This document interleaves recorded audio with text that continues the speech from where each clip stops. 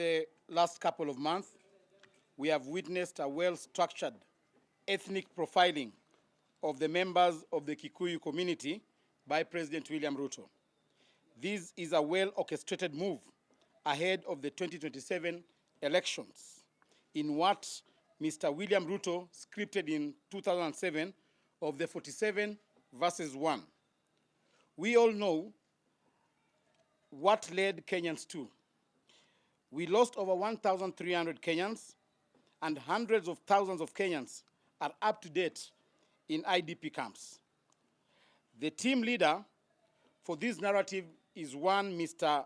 Kipchumba Murkomen, seconded by Mr. Omar Hassan, the UDA Secretary General, and several government officials, including cabinet secretaries, whom we shall name here shortly. The Minister for Interior should be advised better. As a lawyer, much logic is expected of him. Reducing critical security issues into an ethnic clash between the Kikuyus and the Kalenjin affair is bad for our nation. Mr. Murkomen, as you do your simple mind games, cattle rustling in Meru is wreaking havoc. Mandera, occupied by Jubaland forces, goons are taking control of several towns in Kenya. Leave politics and concentrate on your job, Mr. Murkomen. Secure Kenyans. As a cabinet minister for Interior, it is worrying to see you on a tribal charade trying to run EPRA and the energy docket on fuel prices when Kenyans are simply on their own. Secondly, Mr. Omar, the Secretary General of the Wheelbarrow Party, we want to remind you of your role in the 2007-2008 post-election violence ICC-related witness coaching against Mr. Ruto and others. Might you have forgotten when you served as a commissioner at the Kenya National Human Rights Commission, Mr. William Ruto accused you of coaching witnesses against him. In his own words, Ruto said, I also want to inform Mr. Omar Hassan, who is the schemer and the mercenary behind this whole scheme, that he cannot hire or rent or buy or sell or negotiate justice and truth. Mr. Omar Hassan, your house of lies, as described by Mr. William Ruto, seems to have become a shopping mall. Stop profiling Kenyans of Kikuyu origin. If you think it is the people of Kikuyu descent who have a problem with this government, when the truth dawns on you and your team, it will be too late to salvage yourselves. But unfortunately, you have already messed up the country.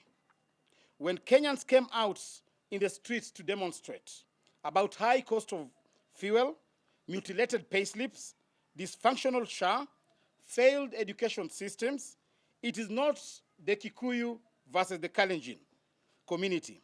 Mr. Murkomen, it is about 55 million Kenyans suffering high taxation, double standards, bad roads, poor policy, among others.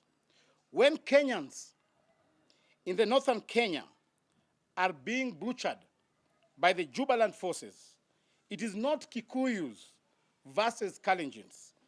It is Kenyans crying because the government has failed to protect them. Teachers, civil servants, and all employees and Kenyans saying no to Mr. Ruto are doing so because of the personal pain they are going through, courtesy of Mr. Ruto and not the Kalenjin community. If then we buy to your opaque argument that 55 million Kenyans are fighting Ruto because he's a Kalenjin, we then need to argue that William Ruto is the only Kalenjin in Kenya and the 55 millions of us are all Kikuyus. So, Mr. Omar Hassan, please spare us your thoughts on negative ethnicity. On the high cost of fuel, It is unfortunate that Kenyans are being treated to conmanship and blatant open thuggery through the pump. As if the damage you have caused to Kenya is not enough, you now want to mean it is William Ruto, who is a Kalenjin, that is being profiled. The government cannot purport that the high cost of living only affects the matatu sector. Every Kenya is affected by these insensitive fuel hikes. But the good thing, the government is digging its own political grave deeper. While addressing fuel costs, address every Kenyan, not a small pocket of transport sector. Every Kenyan is affected, to the matatu sector. Do not dare increase the cost of transport or fare costs since you agreed to the 1-week negotiation with the government. Cover your own costs since you did not consult the people of Kenya while agreeing to the underhand deal. The high cost of fuel affects farmers, traders, manufacturers, and all Kenyans. So Ruto has simply messed up this country. And we ask him to address this issue and not hide behind the tribal card. How can you dare compare prices during the Uhuru Kenyatta administration and now? Are you saying that Kikuyus do not have the right to speak when things are going wrong in this country?